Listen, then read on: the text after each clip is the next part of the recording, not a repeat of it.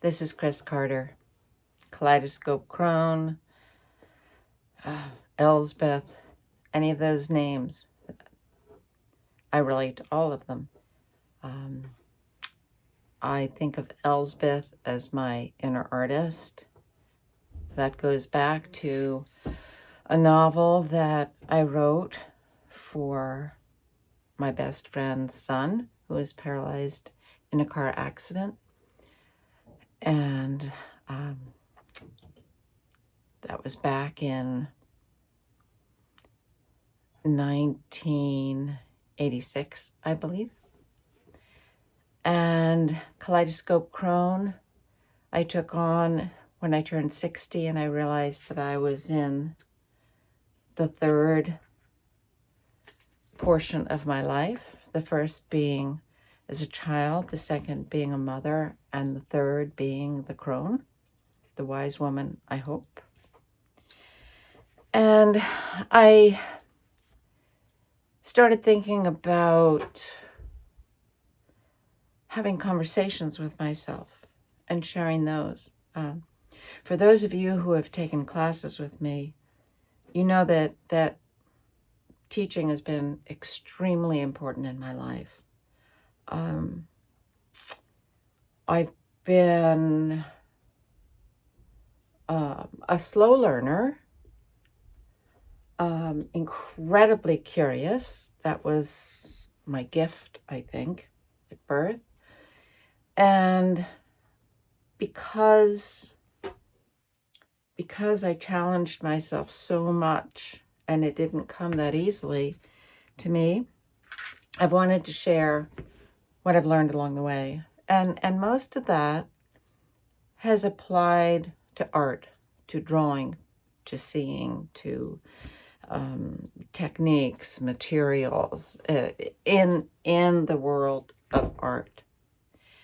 And yet, it didn't start that way, really. I mean, what I wanted to do as a very young child was I wished that there were some kind of device that could project what was going on inside of the, kind of on the cinematic screen inside of my head.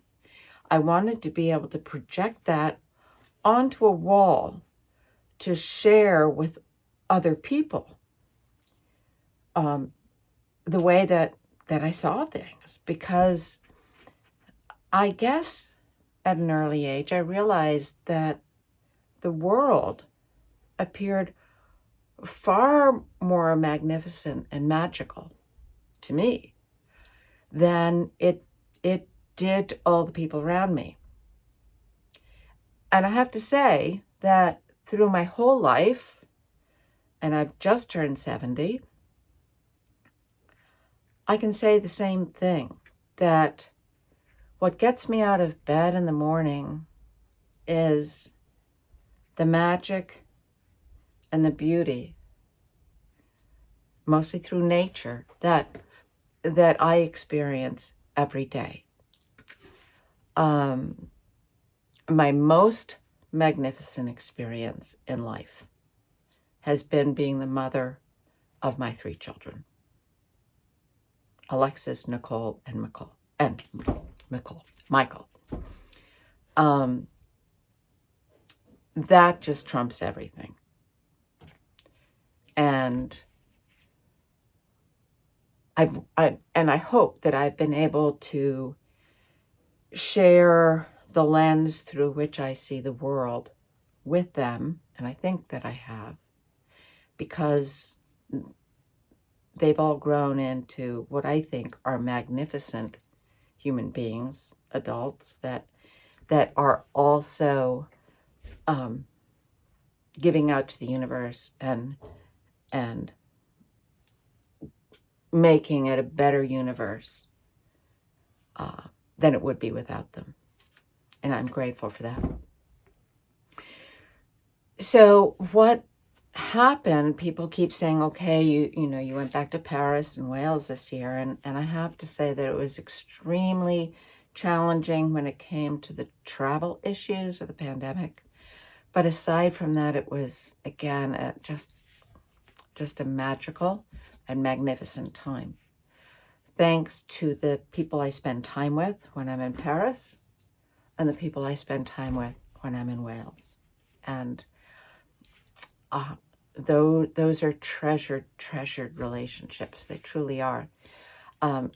This time, rather than be hunting and exploring and checking out new alleyways, even though I did that, it was with a different perspective.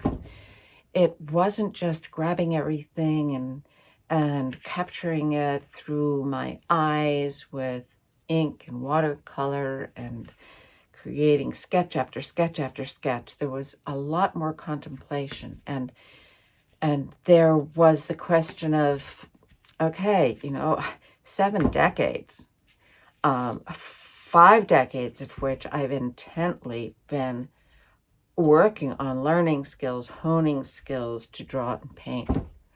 So the question is, what do I do with them now? What do I have to say? What do I want to share? Aside from teaching other people, how to draw and paint and how to mix colors and how to see colors and how to see the world, why would I bother to keep sketching and painting? That's really a pretty significant question. And the answer to that really unfolded while I was in Paris and then was reinforced when I was in Wales. And I couldn't really go in Paris. I couldn't go to restaurants, cafes, or museums. So I walked the streets and contemplated and then went back, and it rained a lot, so I couldn't really paint outdoors that much. So then I painted back in the studio or in the home where I was caring for the garden and Lala the cat. And it was really a time of contemplation and reflection. And I was painting in oils for most of the part in Paris. And then I went to Wales, and I was able to paint in a little studio. I called it the cottage. It's really a little garden gazebo in Jill's garden. And I was able to paint there during a short period of quarantine. And then because we couldn't really go to many places and plan too many things because of the pandemic, we really hunkered in, and both of us just submerged ourselves in art. And I was able to kind of explode through a barrier that's been there for quite a while between the way that I express what I see, trying to get to the point where I'm expressing on canvas or paper what I feel. And it's two really different things. I've always felt that my abstract art is much more a glimpse into my inner soul, my inner artist, the way that I see and feel about things. But then I've worked so hard at drawing realistically for many reasons, to pay bills, to make people happy, to do murals, to create what other people want me to create. I learned how to do things realistically, and I've grown to love that too. So I've wanted to merge the two together for a number of years. I've really, really wanted to. And the last time that I was in the UK and I visited Liverpool, and I saw the exhibit of the Glasgow Four, and I saw the work of Charles Rennie Mackintosh. I saw that he combined 3-dimensional and 2-dimensional, which was mind-blowing to me in a beautiful way. and that there was a collaboration between at first 4 people and then between 2 people that merged beautifully to create a whole new expression that harmonized, just like a beautiful harmony of voices or instruments. And so I knew it was possible. So I got a little bit closer to believing that I could somehow take all these fragments of myself and figure out a way to piece them together, to use them as my own visual language to, again, somehow project what I see and feel about the way I experience life out onto the canvas, just like projecting it onto the wall like I wanted to when I was a kid. So I felt that I didn't just scratch the surface of that. I felt as if I took a pickaxe and just like really got a hole, like exploded in that wall that has been a barrier for whatever reason. And I want to pursue that. So that's what kind of got me to this idea of filming this pondering of my thoughts, because it's very hard for me to put this into words, into a verbal language, because I think in terms of 3 dimensions, like sculpture, movement through space, that I then translate into 2-dimensional shapes and values, sometimes with color, sometimes not, on flat surfaces.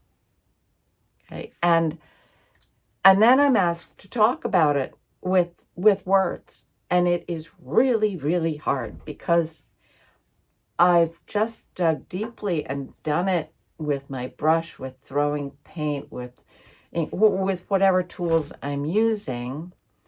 I've reached for that language in the visual arts, and then I'm asked to talk about it with vocabulary, which is really hard.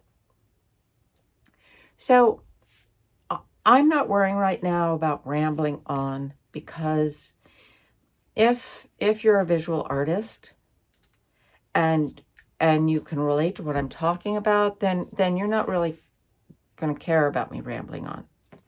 And if you're not, then you will have flicked out of this a long time ago. So really, I'm doing this for myself first, and I'm doing it for those of you who might either gain a little bit of confidence or inspiration, or just a gem of something from my conversation. And if nobody watches, fine. And if a lot of people watch, fine. I want to share my journey. This is part of my journey. I really can't do the whole thing of, oh, I'm so happy. This is the greatest thing in the world that I'm teaching this class. And oh, I'm so happy you've joined. Please sign up for my blog here and look at my YouTube there and sign up and follow me. And, I'm just, oh my God, I just feel like I'm burned out from juggling the constantly changing social media connection. When I looked at it, I was taking so many hours to try to share with people what I wanted to share, and I wasn't growing that much. So I took a break, and it's not like I ever want to retire from what I'm doing. I mean, why would I want to retire from my life? People my age, a lot of them that I'm surrounded with, are retired, and they're looking for things to do, or they're watching a lot of television. And I mean, some people are doing great things. you know, I can't even imagine slowing my life down. At the same time, I think, all right, my dad ended up with dementia. So that is big on my mind. What if I only have 5 or 10 more years of being connected with my brain? You know, I hope I have 20. I hope I have 30, but I may not. So why would I waste time now doing tutorials on how to manage the latest social media? I'm not going to.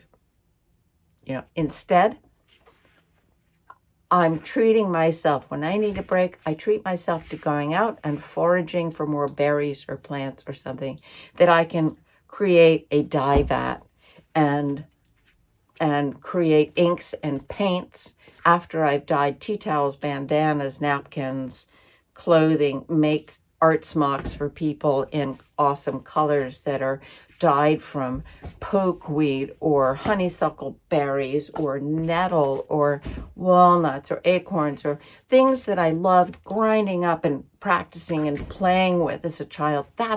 It gives me such joy. So that's what I'm doing. And I'm going to tape these little ponderings, musings, ramblings, whether they make sense or not. I don't care. It's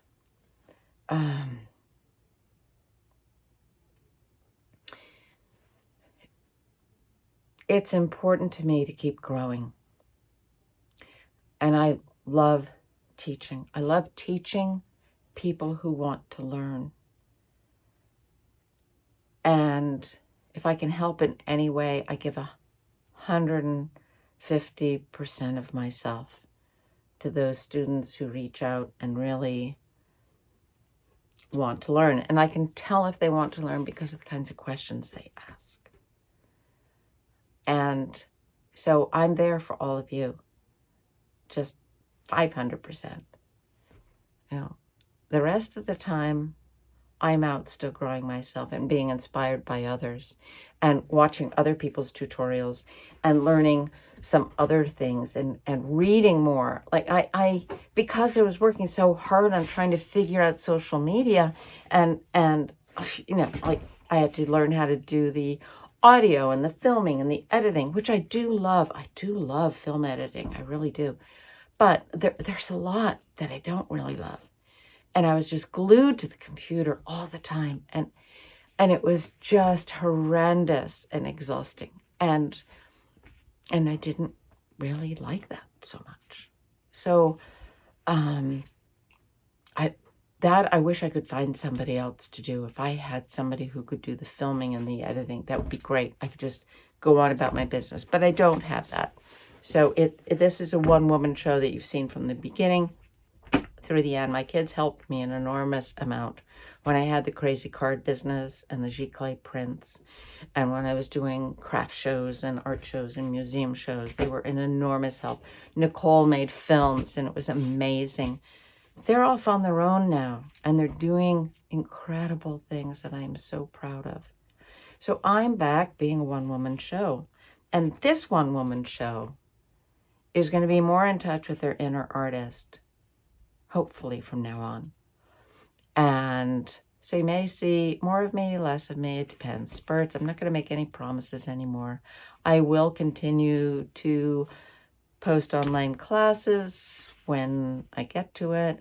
I will fulfill some promises I've made, which is the 4th unit of the color value course, dealing with color temperature and just evaluating paintings and improving on them for Skillshare, and also on my Kajabi site. So I will be doing that. You know, it's not like I'm checking out as a teacher, but the priority is to get rid of this wall that I put a pickaxe through and blast my way through. And you may or may not like the kind of art that I start making or am making. And And that's perfectly okay. If you look at what I've done in the past, you can see that there are a lot of things that I've done, from super realism to totally abstract, and there are answers that I can give you if you have questions. But you may have to be the one reaching out to me instead of me like probing, going down to the brook and fishing, hoping I catch a trout. I just can't do that anymore. I would rather go off and travel the way that I did for the 2.5 months that I was in Paris and Wales, where I was really off painting, like disappearing from the world and growing as an artist. Otherwise, why did I work so hard? Why did I try so hard to draw realistically when I never saw the world realistically? It was more than just paying bills. It was a challenge. Like, can I do this? And I can. Do I choose to? Not necessarily. So there are big muddle puddles. There are big mud puddles that I will be splashing through in this next year. And I'm going to do more of these musings, ponderings that you can listen to or not, but they'll be there. One of the things that I've been looking at is Cézanne's drawings in watercolors again. And there's a book that was published quite a while ago, 2008, I think. And my brother loaned it to me, and I've now ordered a copy because he talks a lot about what happens outside of the objects you're looking at in terms of light and color. And when he talks about shapes, there's not a definite edge, which for anyone who has two eyes that are working, there really never is, which is the challenge that people have when they're working from real life rather than a photograph, because a photograph flattens it all out, makes those definite edges. But if you're looking at an apple and you cover one eye and you look at where it is in relationship to what's behind it, and then you cover the other eye and you look, well, that little stem is in a different place. So when you're working from life, you're constantly making decisions of where that stem might be for you. And so what Cézanne talks about as the envelope around an object makes a whole lot of sense to me, because where is that really? We perceive it because our brain is so miraculous that it makes sense of all the information that is coming in. Just like color.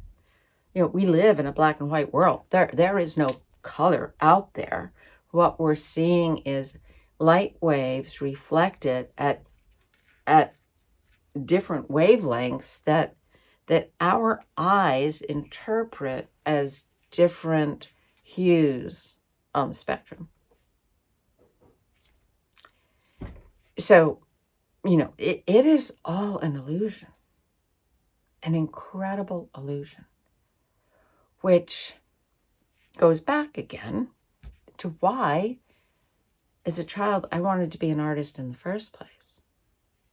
I wanted to be able to project that illusion onto a wall for other people to see, because when I would talk about certain things, like, oh, wow, look at that tree, look at those leaves, look at what's happening. And people didn't see what I was talking about. It was a little frustrating, and I didn't really understand it for many, many years. But then I realized that there was something else that I was seeing or feeling or perceiving or tuned into, or, I don't know what, but I knew that what we would both be looking at the same scene, the same object, and we would see it very differently. And I was frustrated because it's like wanting to tell your own story. I wanted to share it the way I saw it. Okay, so that I wanted to tell my story, and I wanted people to understand what my story was. And the other thing that comes to mind is when I was in commercial arts school, and I think I've told this story before, but when I was in commercial arts school, one of the projects was to do a super realistic charcoal drawing of a silver tea set. And the silver tea set, you know, the tray with the coffee pot, the tea pot, the cream pot, the sugar pot. I think that was it. Sitting on this silver tray. It was on a table in front of the class of, there were 10 or 12 of us, I don't remember. And we all had to work on this for a whole week in charcoal and smudging it and, you know, stumps and erasers, the whole thing. So we had to do it as realistically as we possibly could. And at the end of the week, we put all of our masterpieces around the room, and and I still remember looking at them, and I was shocked. Even though I'd seen people working, it was very different when you just saw them all together. Some of the pots were all short and squatty. Some of the pots were all tall and thin. You know, some were just really wide. Some kind of looked the size that I thought it looked like. But they were all so different. And I thought, wow, you know, how is it that some people saw those as tall, skinny pots? They're not tall, skinny pots. They're like, you know, kind of round pots. And the people that saw them as tall, skinny pots couldn't even imagine how anybody could see it as a short, squatty pot. So clearly people see things differently. And that I thought was fascinating. So it's not about being right or wrong. It's just about sharing your perspective and your sense of color. You know, one painting I did that I just, oh God, loved the color palette I used. I just loved it. And I couldn't wait to share it with a friend of mine. And he couldn't bear to look at it because he just hated the colors. It's like, wow. And then the man who was representing my artwork at a gallery came, and I kind of tucked it off to the side because I thought, oh my God, I guess it's really terrible. Yuck. And he saw it and he said, well, pull that out. And he took it home. You know, it's hanging in his house now because it was so evocative for him. And it was what I intended it to be. It was going into deep space of the universe. So, you know, I can only be true to myself. And every time I've been true to somebody else's vision, it's thrown me off my own track. And that's happened time and time again. Just because I needed money, I had to pay bills. I had to put food on the table. So many reasons that I stepped off of my own path to satisfy what other people wanted me to create because I could create art. And I betrayed myself. I betrayed that inner artist. I betrayed Elsbeth within me. I betrayed the crone, you know, that was wise all along, and I couldn't hear until I turned 60, and now I'm 70. So I'm ready to listen, and I'm ready to ramble and bore people to death if that's what it takes. I mean, it doesn't matter. I mean, you can always just click out. You don't have to listen. But I have so much to share, and so willing to share it. I'm trying to figure it out myself. You know, I hope I live long enough with a brain that's still cognizant enough to be able to use the skills I've worked 70 years to gain, to acquire, to hone, that I keep honing. And I'm going to continue doing these ramblings at different times. I don't know how often. But here they are. And let me know if they mean anything to you. It won't make a difference because I'm going to make them or not make them anyway. But it would feel really good if I knew that it harmonized with someone else's thoughts and feelings. Because as an artist, I often feel pretty alone out there in the world. Though I do have not just a handful, but 2 handfuls, and I'm grateful for them, of friends that are crucial to my sanity and that nurture my heart and soul as a human being, as an artist, so much. So I'd love to do that for them and for other people, if possible. Thanks for listening. This is Chris Carter, Kaleidoscope Crone, and Elspeth, all rolled into one, with either musings or ponderings, I don't know, probably ramblings, mumblings, whatever it is. I'm trying to make sense of my life. Thanks.